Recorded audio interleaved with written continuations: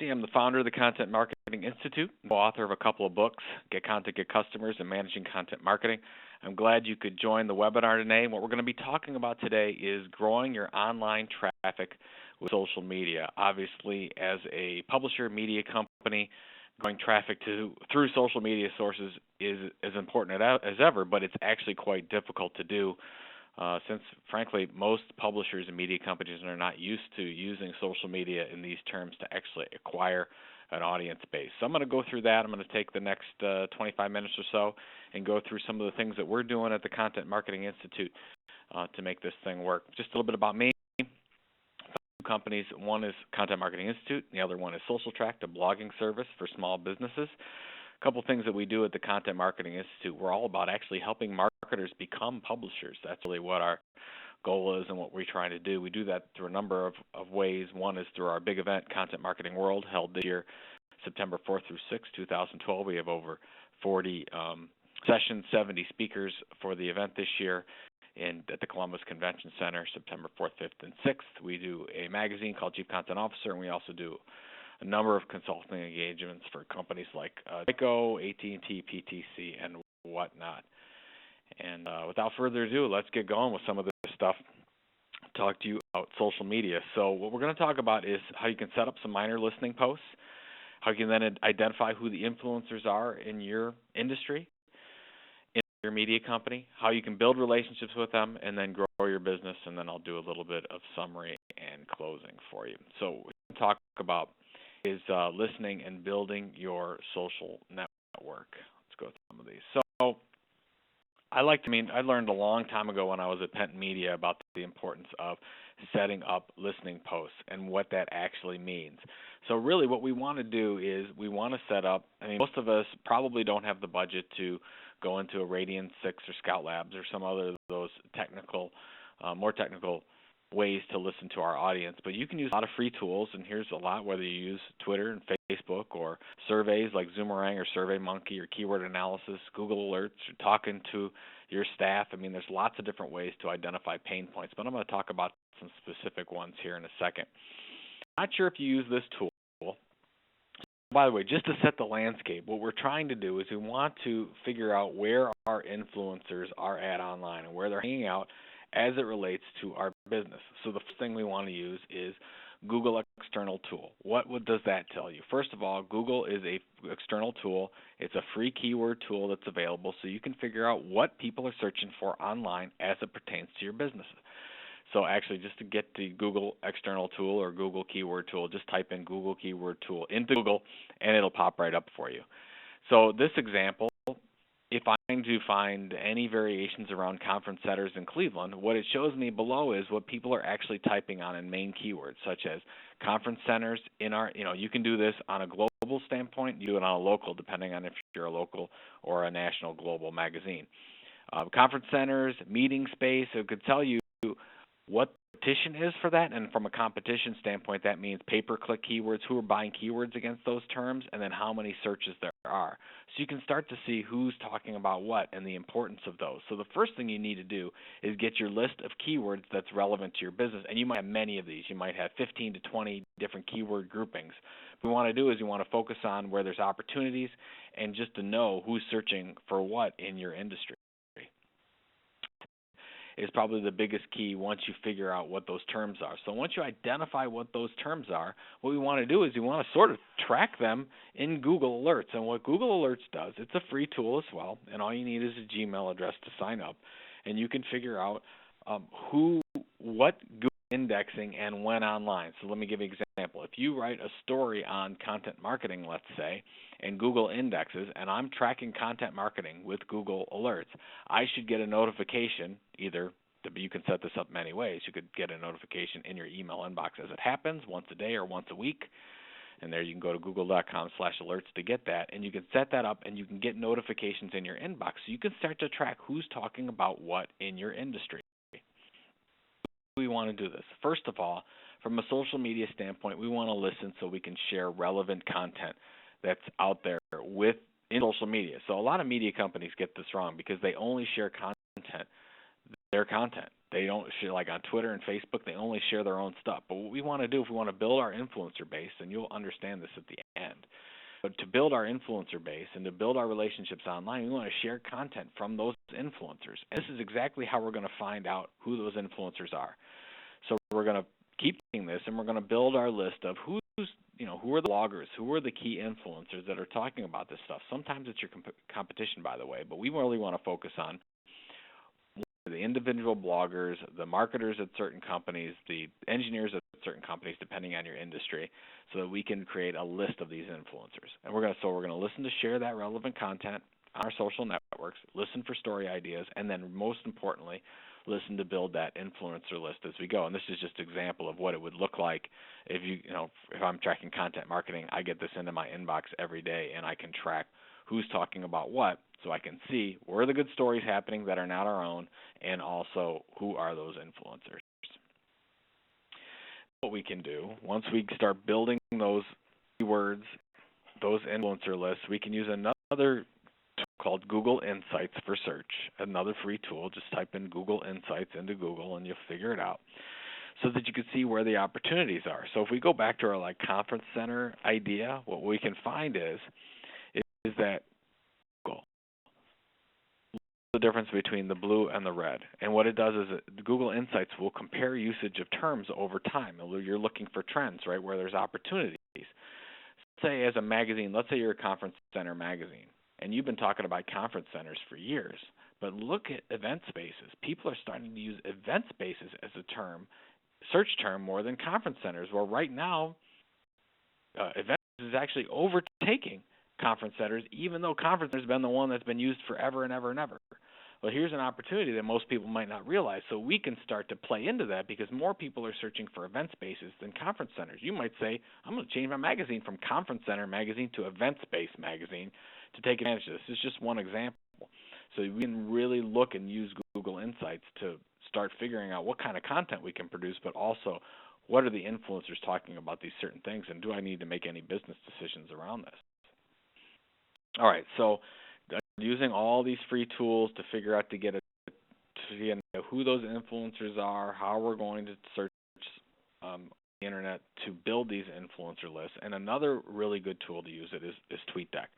TweetDeck is a Twitter management tool. There's lots of different Twitter management tools like Deliverit, Hootsuite, and other ones. TweetDeck is just one we happen to use. And basically the way to do it is a listening tool, so you can figure out who's talking about what on Twitter. It's another really good way to identify influencers. So, for example, on this chart that you're seeing here, on the left-hand side is actually a search that I'm doing for content marketing. So anytime somebody's mentioning content marketing, it comes up. Whether it's in the text or in the title itself, I'm tracking this, the same that I was doing for Google Alerts. So I can track this to figure out, one, are there relevant stories from other people that I need to share? Second, are there influencers that I can build up? And, of course, I'm tracking on our own Twitter address, and I'm tracking on myself, because if anybody talks to me, I want to make sure that I'm aware of that and can do something about it. And then use things like search.twitter.com, which is Twitter Advanced Search, to go really, really fine-tune on your local searching. So on this one, I'm searching for conference center near zip code 44114. That's in Cleveland and within 100 miles, so you can actually figure out who's tweeting within those areas about the things that you're searching for. So I just wanted to show you that. That's called Twitter Advanced Search, search.twitter.com, if you want to really start to fine-tune and localize your search traffic.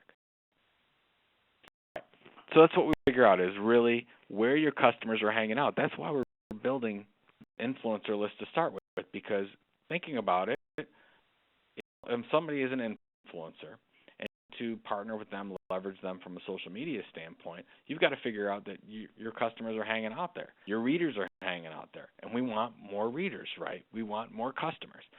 After you do all this, we can actually create the hit list, a target hit list of, let's say, the top to 15 blogs or websites that you target every day. So you're going to their site. Now that you've done all the work through Google Alerts and TweetDeck and whatnot, you can actually listen to them on a daily basis and figure out what they're talking about, so you can leverage them, start building their relationships, and you do that through actually sharing their content. Most media companies aren't used to doing this, by the way.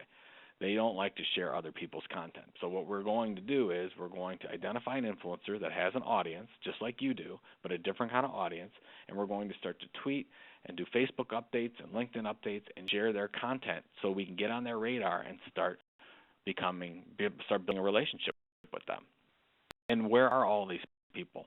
Well, you hit list, and then you can also listen to things like LinkedIn groups and Yahoo Answers and Google groups and Stumble Upon and Business Week Exchange, depending on where your markets are at. So figure out, you've got to understand and make this list about where all your customers are hanging out or where your readers are hanging out, so you can be the expert resource, not just in your magazine, not just in your event, not just on your website, but everywhere. That's why we're doing this. Really position yourself in board to then using that social media.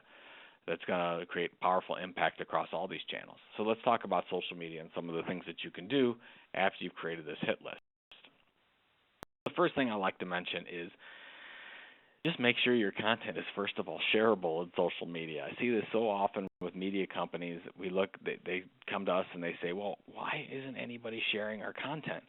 Well, I go to their content, and actually they don't even have sharing buttons on their content. So what we like to do is the big 5, and actually we've changed it to the big 6.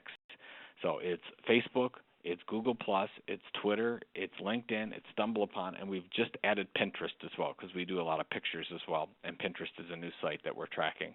We're just testing it out right now, but you might want to test it out. I'd say at least you need the big 4, which is Facebook, Google+, Twitter, and LinkedIn.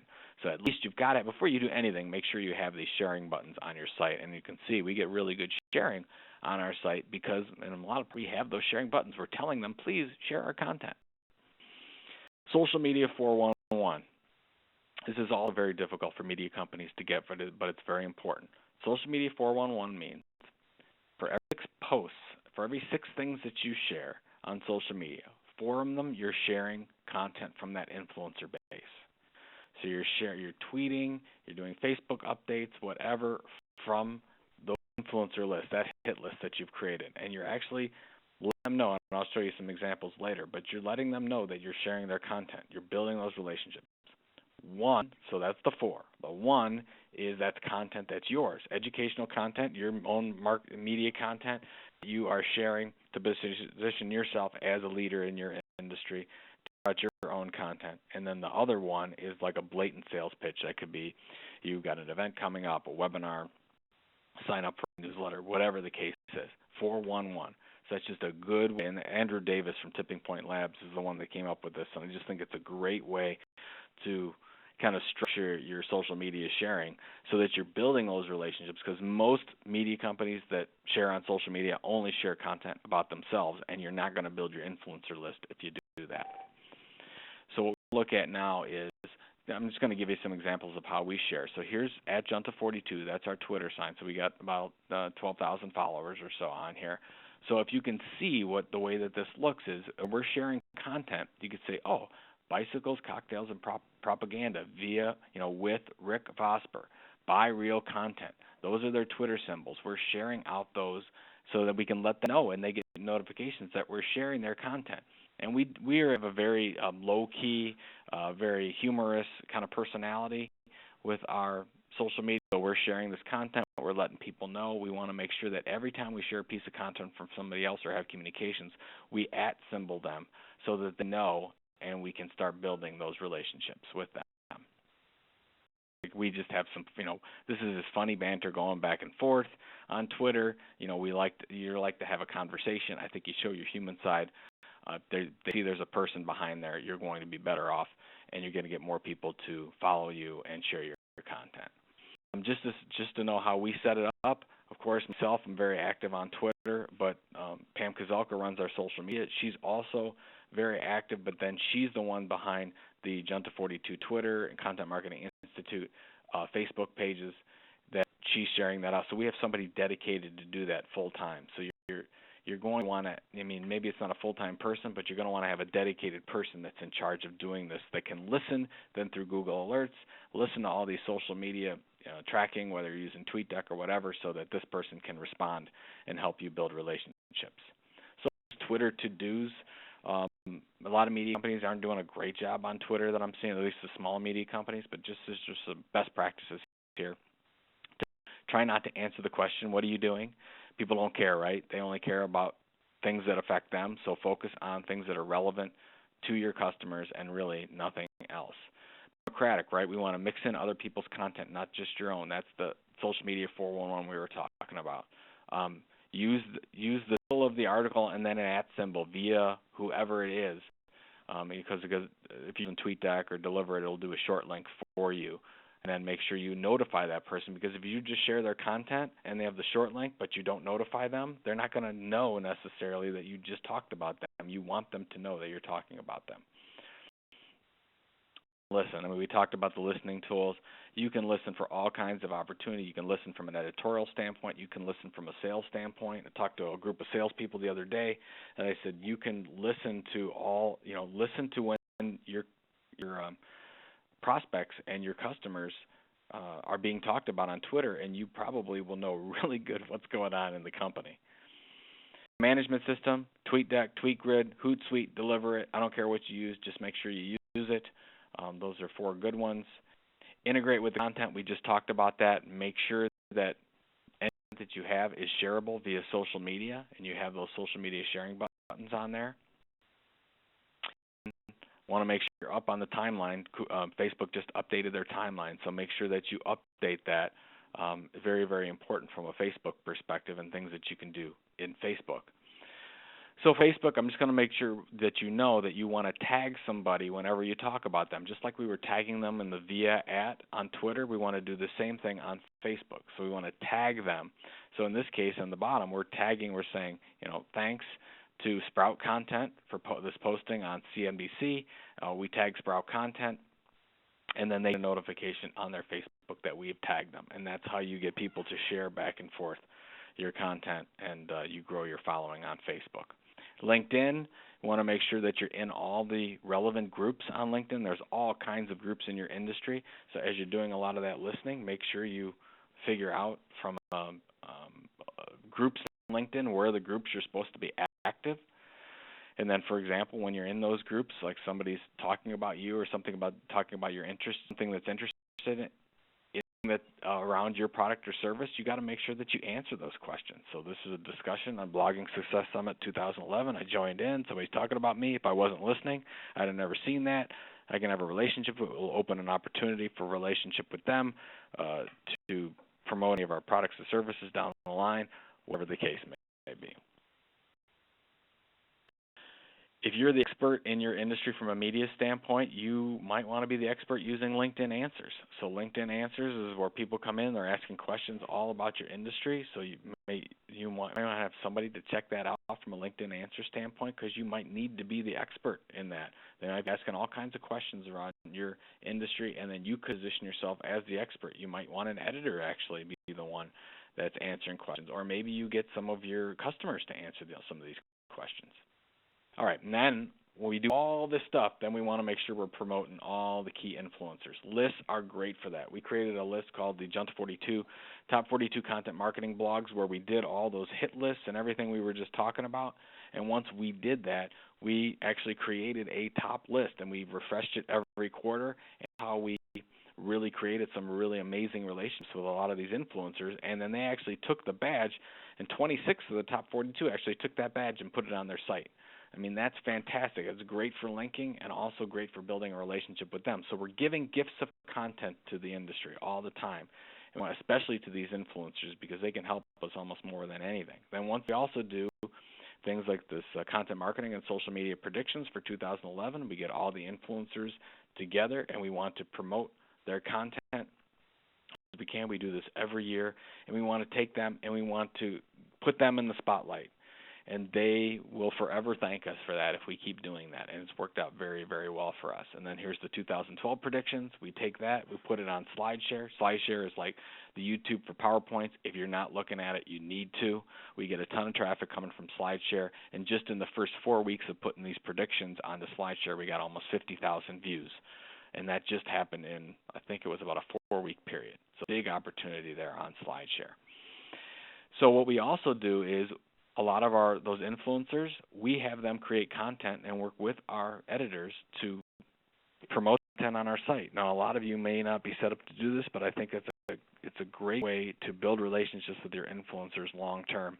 And I'm going to give you some stats in a second about how that's really shaped our business. So so you're following along, we created we use the cool tools like Google Alerts and whatnot to create the hit list. We create the hit list, we give gifts of content, and then we build relationships with them, and we get them involved in our site. And in this case, Brad Shore, one of the influencers, he's created a really good article.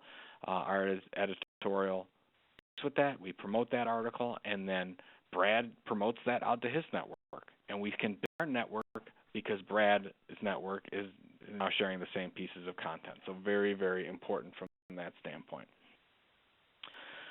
Other people's content. We talk about this all the time. Companies don't do this very often, but I think we need to get used to it, where if other people would like to leverage our editorial staff or our expertise, well, we should do guest webinars whenever possible. I've done over 200 guest blog posts, over 200 webinars over the past 5 years, and it's great for linking because we want to be everywhere. We want to be on our competitor sites. We want to be on our friend sites, our customer sites, everywhere talking about content marketing. So we want to make sure we leverage those opportunities. Most media companies turn those down because they're like, no, I'm not going to do this. But I think in the world of social media and search engine optimization, we need to look at sharing content as much as possible. You're not giving away all your secrets here, but you're sharing a lot of it so we can link them back to our site. And this is what it's done for us. This is our Google Analytics. So what we've been able to do since launching the Content Marketing Institute through this social media sharing opportunity in May of 2010, what we've seen is over the last 2 years, we're coming close to 100,000 visits per month on just Content Marketing Institute. And this is through mostly content that is not created by us. It's created by our community.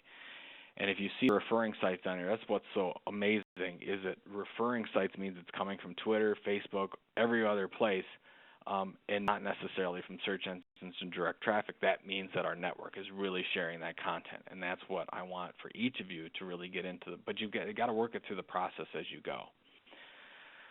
So I know through a lot in the last 20, 25 minutes or so, but the whole idea here is to build that influencer base, build relationships online with the right people so that you can then grow your business and support your business goals.